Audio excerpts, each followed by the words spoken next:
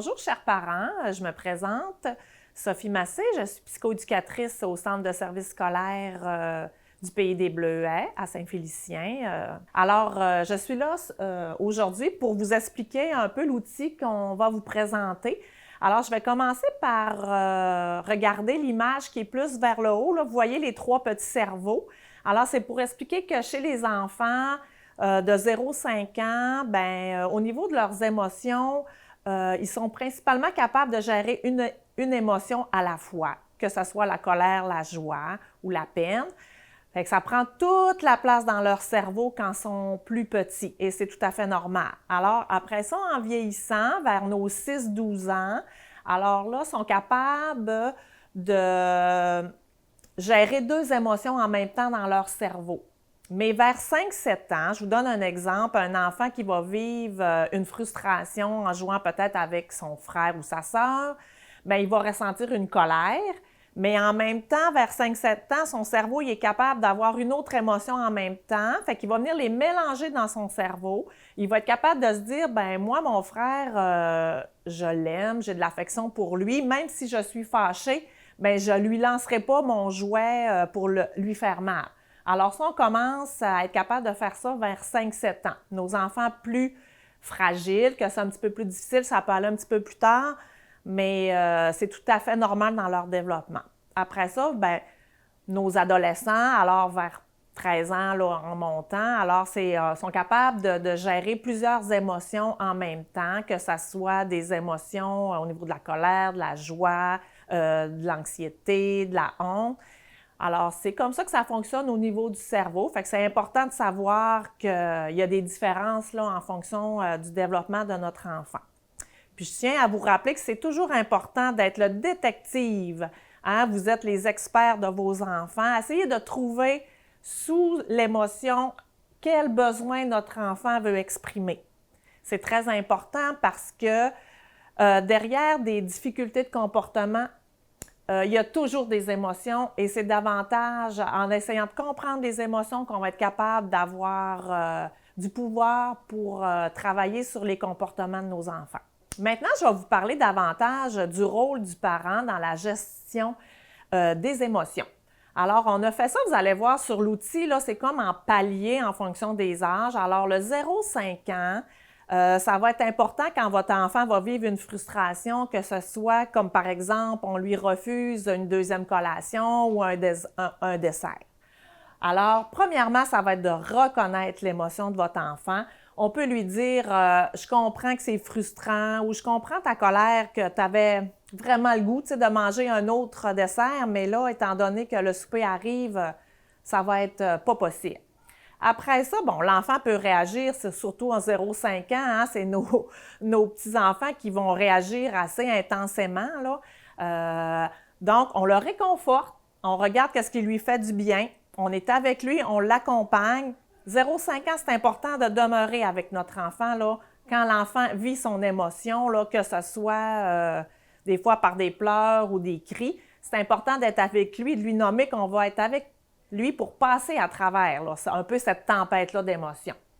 Ensuite, on peut lui dire, la troisième étape, tu sais que tout à l'heure, avant peut-être d'aller te coucher, tu auras le temps d'avoir peut-être une autre collation. Fait qu'on fait un pont en lui disant que, gars, prochainement, tu vas pouvoir avoir soit un petit biscuit avec un verre de lait, là.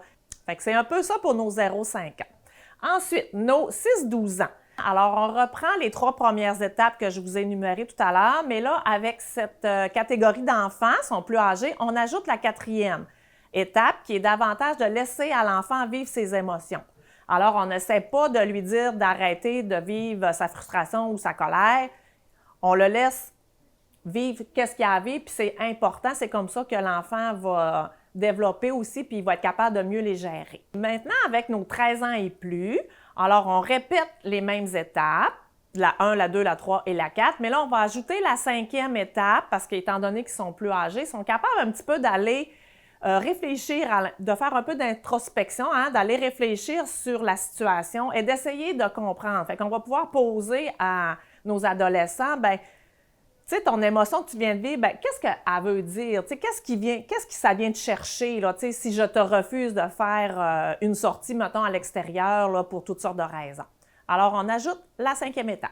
Alors, maintenant, je vais poursuivre dans l'outil avec le carrefour des émotions. Lorsque votre enfant vit une situation là, qui génère de la frustration, là, alors nous avons là, plusieurs voies possibles. Vous voyez, c'est comme un cercle, là, ça ressemble un petit peu d'un carrefour là, giratoire.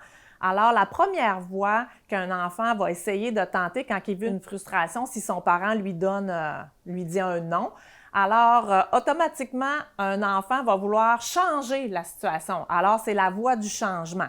Alors, par ses pleurs, par ses revendications, par sa façon d'être, il va essayer de vous faire changer d'idée. Ça se peut que le parent change d'idée.